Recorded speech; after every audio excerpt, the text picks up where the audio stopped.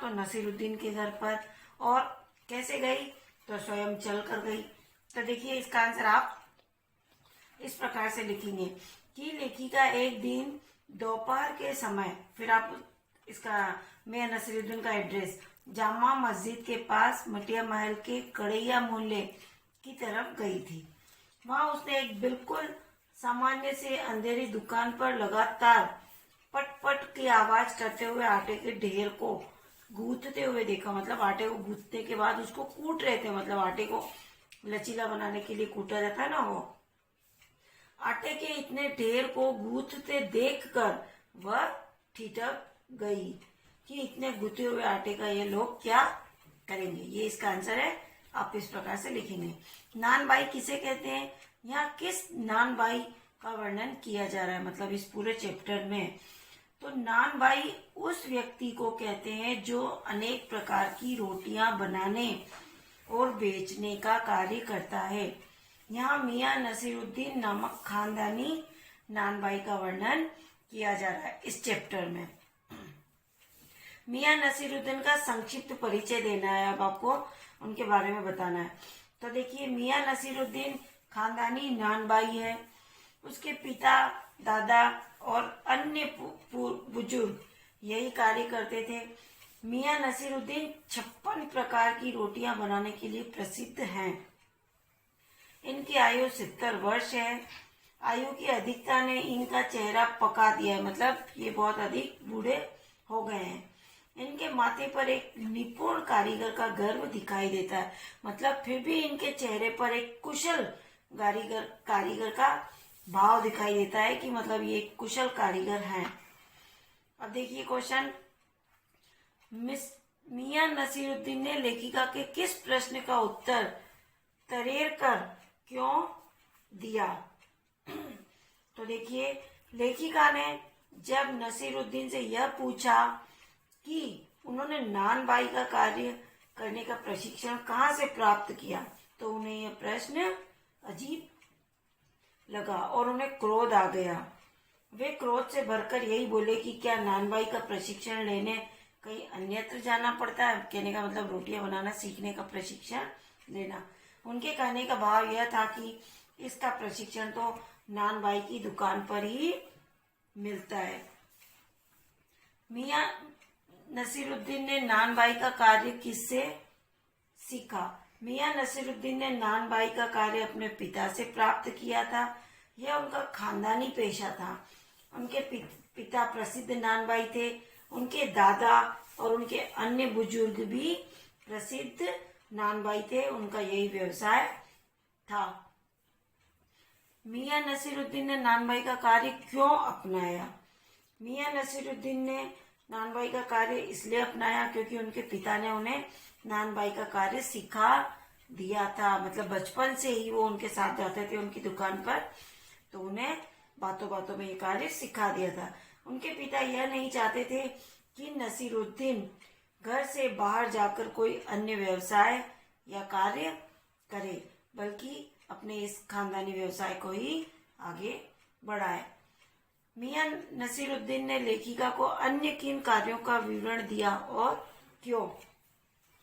तो मियां नसीरुद्दीन ने लेखिका से यह पूछने पर कि उन्होंने नान बाई का प्रशिक्षण कहाँ लिया था, उत्तर दिया कि क्या वे नान बाई का प्रशिक्षण लेने के लिए नगीने बनाने वाले, मतलब इन कार्यों का विवरण उन्होंने बताया। नगीने बनाने वाले, आईना बनाने वाले यानी मिरर, चेहरा देखने का, सोना चांदी आदि पर मीना करने वाले, रफू करने वाले, रंग करने वाले, तेली या तंबोली के पास जाते अर्थात नहीं, क्योंकि नान बाई का प्रशिक्षण तो नान बाई की दुकान पर ही मिल सकता है। इतने व्यवसायों का विवरण दिया उन्होंने, मियां नसीरुद्दीन ने उनके एक प्रश्न पर। नेक्स्ट है आपका, मियां नसीरुद्दीन किस सोच में खोए रहे और क्यों? जब लेखिका ने मियां नसीरुद्दीन से यह पूछा कि आपके बुजुर्ग ने बादशाह को क्या विशेष पकवान खिलाया था जिसकी बादशाह ने खूब प्रशंसा की थी, ये बात चैप्टर में मियां नसीरुद्दीन ने खुद ही कही थी ना लेखिका से, तो मियां सोच में डूब गए क्योंकि उन्होंने यह बात तो वैसे ही अपने बुजुर्गों की प्रशंसा करने के लिए कह दी थी। ये बात सच नहीं है। उन्हें इस पकवान के संबंध में कोई ज्ञान नहीं था, मतलब उन्हें पता ही नहीं था। उन्होंने तो ऐसे ही अपने बुजुर्गों की तारीफ में और उनकी शान में ये शब्द कहे थे। मियाँ के स्वर में रुखाई का क्या कारण हो सकता है? मियाँ नसीरुद्दीन के स्वर में रुखाई का कारण यह हो सकता है कि वे लेखिका के उस पकवान के संबंध में विस्तार से जानने की इच्छा से परेशान हो गए थे। जो पकवान के बारे में इन्होंने बताया था ना, तो उस पकवान के बारे में लेखिका और ज्यादा जानना चाह रही थी और उनका एक्साइटमेंट देखकर मियाँ नसीरुद्दीन के स्वर में थोड़ी रुखाई आ गई, क्योंकि वो सच समझ गए थे कि यह बात की गहराई में जाएगी, क्योंकि उन्हें स्वयं भी उस पकवान का नाम पता नहीं था। उन्होंने तो ऐसे ही वो बात बोली थी। खानदानी नानबाई कुएं में भी रोटी पका सकता है, तात्पर्य स्पष्ट कीजिए। ये वेरी आईएमपी है और अधिकतर आता है। इस कथन का आशय यह है कि जो कुशल नानबाई होता है वह कठिन से कठिन परिस्थितियों में भी अच्छे से अच्छा भोजन बना सकता है। उसके लिए विभिन्न प्रकार की रोटियां पकाना कठिन कार्य नहीं है। नेक्स्ट, मियाँ नसीरुद्दीन के बुजुर्गों के क्या कर्तव्य थे? तो मियाँ नसीरुद्दीन के बुजुर्ग बादशाह के कहने पर ऐसी चीज भी बना सकते थे जो न आग से पके और न पानी से बने। उनके बुजुर्गों ने जब बादशाह को ऐसी चीज बनाकर खिलाई तो बादशाह ने वह चीज खूब खाई और उस चीज की बहुत प्रशंसा भी की थी। ऐसा मियाँ नसीरुद्दीन ने लेखिका को बताया, जबकि मियाँ नसीरुद्दीन को खुद को भी कुछ मालूम नहीं है। मियाँ नसीरुद्दीन की आंखों के आगे क्या कौंध गया? तो देखिए, मियाँ नसीरुद्दीन को वह दिन याद आने लगे जब लोग उनकी विभिन्न प्रकार की बनाई गई रोटियों को खरीदने के लिए उनकी दुकान पर आया करते थे और वे बाकरा, खानी, शेरमार, ये रोटियों के नाम है अलग अलग प्रकार की, ताफ्तान, खमीरी, बेसनी, रुमाली, गाव, दीदा, गाजेबनी, तुनकी आदि विभिन्न प्रकार की रोटियां बनाते थे। मतलब ये बात उनके दिमाग में, मतलब ये बात उनको याद आ गई। कौंध गया माने अचानक ये बात उनके दिमाग में चलने लगी। मियाँ नसीरुद्दीन ने लंबी सांस क्यों भरी? मियाँ नसीरुद्दीन ने लंबी सांस इसलिए भरी क्योंकि अब उनकी दुकान पर अनेक प्रकार की रोटियां नहीं बनती है, क्योंकि अब अलग अलग तरह की रोटियों के खरीदार नहीं है। अब न वो समय है और न वैसे रोटियों के कद्रदान है, मतलब कहने का वैसे लोग भी नहीं है। उतर गए वे जमाने से मियाँ नसीरुद्दीन का क्या आशय है? तो इस कथन से नसीरुद्दीन का आशय है कि अब वह जमाना नहीं रहा जब उनकी बनाई हुई अनेक प्रकार की रोटियों के गुण ग्राहक होते थे, मतलब गुणगान करने वाले ग्राहक होते थे। तो जो पकाने खाने की कद्र करना जानते थे वे अच्छा खाते थे और अच्छे खाने की प्रशंसा भी करते थे। इनके कहने का मतलब ये है कि अब अच्छे खाने वाले भी नहीं रहे और अच्छे पकाने वाले भी नहीं रहे और अच्छे खाने की कद्र करने वाले भी नहीं रहे। मिस्टर मियाँ नसीरुद्दीन रोटी बनाने को क्या मानते हैं? मियाँ नसीरुद्दीन रोटी बनाने को एक कला मानते थे। उनका मानना था कि ये भी वेरी आईएमपी और अधिकतर आता है। उनका मानना था कि रोटी पकाने का उचित प्रशिक्षण नान बाई की दुकान पर ही मिल सकता है। इसे उन्होंने अपने पिता से सीखा और उनके पिता ने इनके दादा से सीखा था, इसलिए वे इस कार्य में स्वयं को खानदानी निपुण मानते हैं। ये आपके एक्स्ट्रा क्वेश्चन है, 15 क्वेश्चन जो आपको कॉपी में लिखना है। एक्स्ट्रा क्वेश्चन के अलावा अब आपको ये पाठ्य पुस्तक के क्वेश्चन भी करने हैं। तो चैप्टर को आप विस्तार से पढ़ेंगे और उसमें जो भी उर्दू शब्द मिलते हैं तो उनके पीछे शब्द संपदा में अर्थ दे रखे हैं, आप उसमें से देख के उनके अर्थ लर्न कीजिए। तो देखिए पहला क्वेश्चन, मियाँ नसीरुद्दीन को नान भाइयों का मसीहा क्यों कहा गया है? तो इसलिए कहा गया है क्योंकि वे स्वयं खानदानी नान भाई कहते हैं, मतलब वे स्वयं को खानदानी नान भाई कहते हैं। वे अन्य नान भाइयों के मुकाबले स्वयं को नानबाइयों में श्रेष्ठ इसलिए मानते हैं क्योंकि उन्होंने नानबाई का प्रशिक्षण अपने परिवार की परंपरा से प्राप्त किया है। उनके पिता मियाँ बरकत शाही नानबाई गढ़िया वाले के नाम से प्रसिद्ध थे और उनके बुजुर्ग बादशाह को भी नई नई चीजें बनाकर खिलाते थे तथा उनकी प्रशंसा प्राप्त करते थे। मियाँ नसीरुद्दीन स्वयं 56 प्रकार की रोटियां बनाने के लिए प्रसिद्ध है, इसलिए मियाँ नसीरुद्दीन को नानबाइयों का मसीहा कहा जाता है क्योंकि ये तो इनका परंपरा चली आ रही है नानबाइयों की। अब नेक्स्ट, लेखिका मियाँ नसीरुद्दीन के पास क्यों गई थी? तो ये मैं आपको अभी पिछले उन एक्स्ट्रा क्वेश्चन में बता चुकी हूँ, फिर भी सुन लीजिए कि लेखिका एक बार जामा मस्जिद के पास से निकलती है तो वहाँ मुहल्ले की तरफ निकल जाती है। वहाँ उसकी नजर बिल्कुल एक सामान्य सी अंधेरी दुकान पर पड़ती है जहाँ पर पटपट की आटे कूटने की आवाज आती है। आटा देखकर वो आश्चर्यचकित हो जाती है कि इतने आटे का ये लोग क्या करेंगे, सेवैयां बनाएंगे। पर जब वह अंदर जाकर पूछती है तो उसे पता चलता है कि ये तो खानदानी नानबाइयों की दुकान है, मतलब नसीरुद्दीन की दुकान है। मियाँ नसीरुद्दीन 56 प्रकार की रोटियां बनाने के लिए प्रसिद्ध है। वह उनसे उनकी इस कारीगरी का रहस्य जानने के लिए उनके पास जाती है और उनसे सब कुछ पूछती है। बादशाह के नाम का प्रसंग आते ही लेखिका की बातों में मियाँ नसीरुद्दीन की दिलचस्पी क्यों खत्म होने लगी, ये भी मैंने अभी आपको पीछे बताया एक्स्ट्रा में। जैसे ही लेखिका ने रहस्य पूछा तो उन्होंने बताया कि उनके पिता शाही नानबाई गढ़िया वाले के नाम से और दादा आला नानबाई के नाम से प्रसिद्ध है। उनके बुजुर्ग बादशाह के लिए रोटियां बनाते थे। एक बार बादशाह ने उनके बुजुर्गों को ऐसी चीज बनाकर खिलाने के लिए कहा जो आग से पके और न पानी से बने। मतलब ये ऐसी चीज है जो आग में भी नहीं पकानी पड़ती और पानी से भी नहीं बनती है। तो उनके बुजुर्गों ने ऐसी चीज बादशाह को बनाकर खिलाई। बादशाह ने उनकी खूब प्रशंसा की। तो फिर लेखिका ये जानना चाहती थी कि ऐसी क्या चीज थी, किस बादशाह को खिलाई, उस बादशाह का नाम जानना चाहती थी। तो ये सब कुछ पूछा तो मियाँ नसीरुद्दीन नाराज हो गए क्योंकि उन्हें किसी बादशाह का नाम याद नहीं था। लेखिका ने जब बहादुर जफर का नाम बोल दिया तो मियाँ नसीरुद्दीन ने खींचकर कहा कि हाँ, यही नाम लिख लीजिए। मतलब लेखिका के इस प्रकार के प्रश्नों से मियाँ परेशान हो गए और उनकी दिलचस्पी लेखिका के प्रश्नों में समाप्त हो गई क्योंकि उन्हें लगा कि अब आगे और न जाने कौन कौन से क्वेश्चन पूछेगी।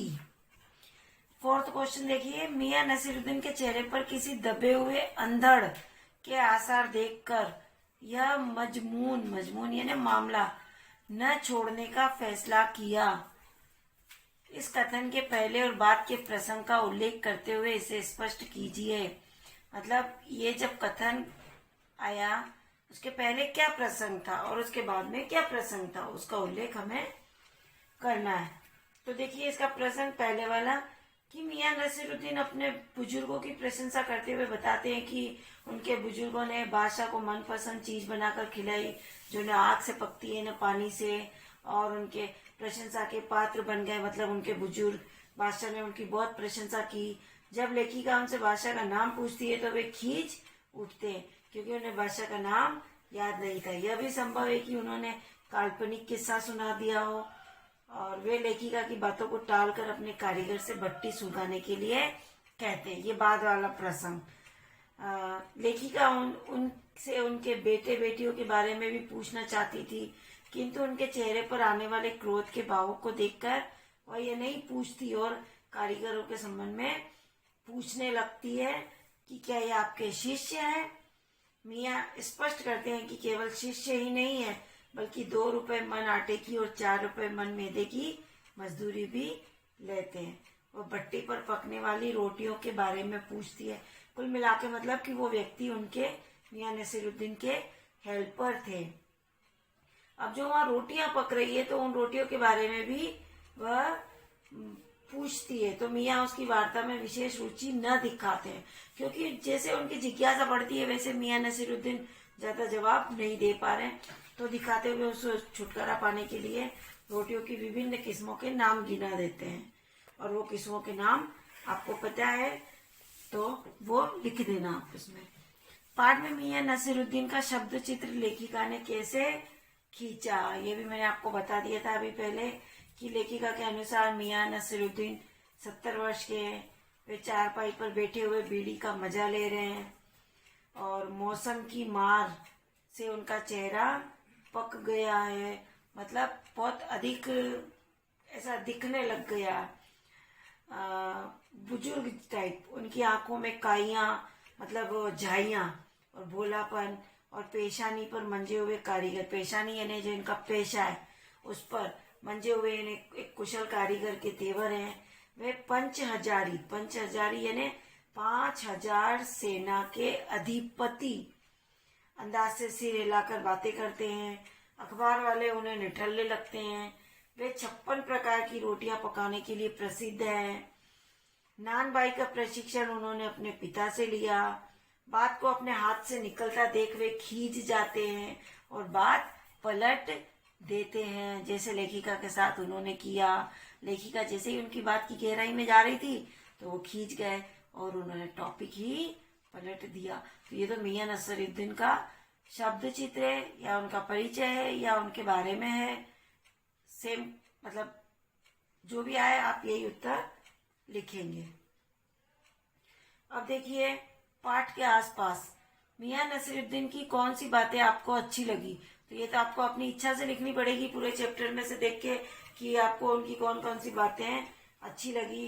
वैसे 2-3 बातें मैं बता देती हूँ कि उनका पंचहजारी अंदाज से सिर हिलाकर लेखिका के प्रश्नों का उत्तर देने के लिए थोड़ा समय निकालने की बात कहना, मियां नसीरुद्दीन का अखबार बनाने और पढ़ने वालों को निठल्ला कहना, लेखिका को नानबाई का प्रशिक्षण प्राप्त करने का ढंग बताना, अपने पिता और दादा के नानबाई के रूप में प्रसिद्ध होने का वर्णन काल्पनिक भाव से करना और उस वर्णन से भाव विभोर हो जाना, गुरु और शिष्य के उदाहरण द्वारा शिक्षा प्रशिक्षण आदि का महत्व बताना और अपने बुजुर्गों की प्रशंसा में भाषा से संबंधित कथा सुनाना। वैसे तो ये बातें अच्छी लगी और आप इस चैप्टर में से और अधिक ढूंढ सकते हैं। और अब ये सेकंड क्वेश्चन देखिए, ये अधिकतर आता है और आईएमपी भी है। तालीम की तालीम ही बड़ी चीज होती है। यहाँ लेखक ने तालीम शब्द का 2 बार प्रयोग किया है। क्या आप दूसरी बार आए तालीम शब्द की जगह कोई अन्य शब्द रख सकते हैं? लिखिए। वैसे तो तालीम का मतलब होता है प्रशिक्षण, तो यहाँ लेखिका ने तालीम शब्द का 2 बार प्रयोग इसलिए किया क्योंकि पहले तालीम का शब्द है शिक्षा या प्रशिक्षण, पहली तालीम, ये इसका अर्थ है शिक्षा या प्रशिक्षण, और दूसरा तालीम शब्द इसका अर्थ है पालन करना अथवा आचरण करना, मतलब व्यवहार करना। इस प्रकार इस पूरे वाक्य का अर्थ है जो शिक्षा प्राप्त की है उसके अनुसार आचरण करना ही महत्वपूर्ण है। इन्होंने इनके पिता से जो शिक्षा प्राप्त की है उसी के अनुसार ये आचरण कर रहे हैं, मतलब वो जरूरी है। इस वाक्य को इस प्रकार भी लिख सकते हैं कि तालीम का पालन करना ही बड़ी चीज है। इस प्रकार दूसरी बार आए तालीम शब्द के स्थान पर पालन करना लिख सकते हैं। नेक्स्ट देखिए, मियां नसीरुद्दीन तीसरी पीढ़ी के हैं जिसने अपने खानदानी व्यवसाय को अपनाया। वर्तमान समय में प्राय लोग अपने पारंपरिक व्यवसाय को नहीं अपना रहे, ऐसा क्यों है? इसको भी आप अपनी स्वेच्छा से लिख सकते हैं, सबकी अलग अलग राय होती है। वैसे तो वर्तमान समय में लोग अपने पारंपरिक व्यवसाय को इसलिए नहीं अपना रहे क्योंकि आधुनिक युग है, 21वीं सदी। आधुनिक युग में व्यवसाय के अनेक नए क्षेत्र खुल गए। हर व्यक्ति नए क्षेत्र में जाकर नया अनुभव प्राप्त करना चाहता है। पुराने जमाने में लोग अपने खानदानी व्यवसाय को ही अपना लेते थे। माता पिता अपनी संतान को घर से बाहर नहीं जाने देना चाहते थे और खानदानी व्यवसाय जमा जमाया मिलता था, ग्राहक जमे जमाए मिलते थे, तो उसको आगे चलाने में इतनी मेहनत नहीं करना पड़ती थी। बाहर नहीं जाने देना चाहते थे पेरेंट्स क्योंकि आवागमन तथा संचार के साधन पर्याप्त नहीं थे। आज आवागमन के अति आधुनिक साधन उपलब्ध है तथा परस्पर वार्तालाप की अनेक संचार भी उपलब्ध हैं। इसलिए लोग अपना पारंपरिक व्यवसाय छोड़कर नए नए व्यवसाय अपना रहे हैं, जिससे उनको देश विदेश जाने का मौका भी मिलता है, घूमने का भी मौका मिलता है, वहाँ का कल्चर देखने का अवसर मिलता है। इससे आर्थिक लाभ भी बहुत हो रहा है। इसलिए लोग अपना खानदानी व्यवसाय छोड़कर दूसरे क्षेत्र में दूसरे व्यवसाय की ओर अपना रुख कर रहे हैं। मियाँ कहीं अखबार नवीस तो नहीं हो, यह तो खोजियों की खुराफात है। अखबार की भूमिका को देखते हुए इस पर टिप्पणी कीजिए। मतलब अखबार वाले के बारे में लिखा है कि क्या काम है अखबार का, इधर उधर खबरें खोज खोज कर, खुराफात कर कर, मतलब खबरें निकालना। तो अखबार में पत्रकार की प्रमुख भूमिका होती है, ये तो आपको पता ही है। वह इधर उधर घूम फिर कर समाचार एकत्र करता है, और उसके लिए दिन दिन नहीं और रात रात नहीं, जब उसको जहाँ जरूरत पड़ती वो वहाँ चला जाता है। वह निरंतर इसी खोज में लगा रहता है कि उसे कोई ताजा सनसनी समाचार मिले और वो अपने अखबार को भेज सके। उसके लिए कुत्ता यदि आदमी को काटे तो यह कोई समाचार नहीं होता। इसके विपरीत यदि आदमी कुत्ते को काट ले तो यह समाचार बन जाता है और ये सनसनीखेज बन जाती है। अपने समाचार की पुष्टि के लिए उसे कई लोगों से पूछताछ भी करनी पड़ती है, मतलब प्रत्यक्षदर्शियों का इंटरव्यू भी लेना पड़ता है। कई लोग तो उसे ठीक से सहयोग देते हैं तो कई उसे लोग उसका अपमान करके उसको भगा देते हैं। वह खुराफाती न होकर समाज को उसका आईना दिखाने वाला सच्चा समाज सेवक होता है। यह अखबार वाले के बारे में कहा, वो खुराफाती नहीं होता बल्कि एक समाज का सच्चा सेवक होता है। लेकिन मियां नसीरुद्दीन को अखबार और अखबार वाले से चिढ़ है, वो उनकी नजर में खुराफाती है। अब आप पकवानों को जाने, ये आप स्वयं बनाएंगे, सूची बनाएंगे, खाएंगे। अब आती है भाषा की बात, ग्रामर का पोर्शन। देखिए, सबसे पहले 3-4 वाक्यों में अनुकूल प्रसंग तैयार कर नीचे दिए गए वाक्यों का इस्तेमाल करें। अच्छा, मतलब इन वाक्यों से आपको बड़े बड़े वाक्य बनाने, मतलब इनका इस्तेमाल करके आपको वाक्य बनाने। जैसे पंच हजारी अंदाज से सिर हिलाया, तो इसका वाक्य हम मतलब 3-4 लाइन के वाक्य में इसको इस तरह से जमा सकते हैं कि जैसे रहीम ने अपनी कक्षा में लगाने के लिए रंगीन चित्र बनाना था। उसने रुचि से कहा कि वह इस कार्य में उसकी सहायता कर दे। पहले तो रुचि ने उत्तर नहीं दिया, फिर आनाकानी की, परंतु जब रहीम ने उसे इस सहायता के बदले कुछ देने का वायदा किया, चॉकलेट समझ लो, तो उसने पंच हजारी अंदाज में सिर हिला दिया। आंखों के कंचे हम पर फेर दिए। कंचे यानी आंखों के अंदर ये गोल गोल जो रेटिना होता है ना, ये जब हम देखते हैं ना जिस व्यक्ति को, तो उसकी ओर घूम जाते हैं ना, इसके लिए है ये कहावत कि आंखों के कंचे हम पर फेर दिए। तो इसका आप लिखेंगे कि रमेश सदा सीधे साधे कपड़े पहनता था। आज वो खूब बन ठन कर और सूट बूट पहनकर आया था। सब उसे छेड़ने लगे, आसपास के क्लास के बच्चे, और पूछने लगे कि यह सूट कहाँ से मारा है, मतलब किसका चुरा के लाए हो। इस पर उसने अपनी आंखों के कंचे हम पर फेर दिए, मतलब उसने तिरछी नजरों से उनकी ओर देखा और तरेर कर बोला कि तुम्हारा तो नहीं चुराया। तरेर कर मतलब तेवर चढ़ाकर। आप बैठे यहीं उन्हीं के ठिये पर, ठिये यानी ठिकाने पर। संजीव नौकरी के लिए जगह जगह भटकता रहा।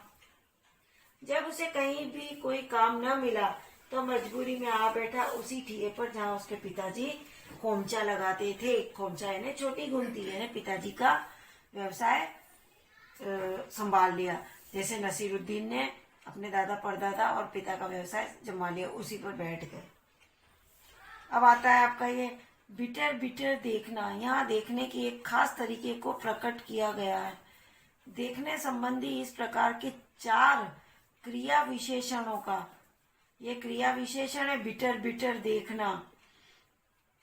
का प्रयोग कर वाक्य बनाइए। तो देखिए, ये बिटर बिटर देखना तो क्रिया विशेषण है। जैसे अपन नहीं कहते कि वो सामने वाली आंटी, आज मैंने सूट की बजाय साड़ी पहनी तो सामने वाली आंटी मुझे बिटर बिटर करके देख रही है। तो देखिए, इसका ऐसे ही बना लीजिए आप।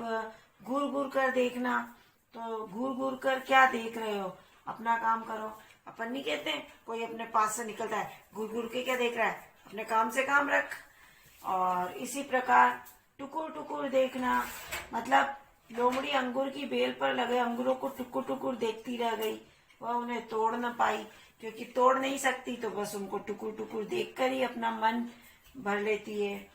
और टकटकी लगाकर देखना, जैसे छोटे बच्चे किसी अद्भुत जानवर को या जगमगाती रोशनी को एक टकटकी लगाए देखते रहते हैं। चोरी चोरी देखना, जैसे नई नवेली सजी दुल्हन को दूल्हा चोरी चोरी देखता है।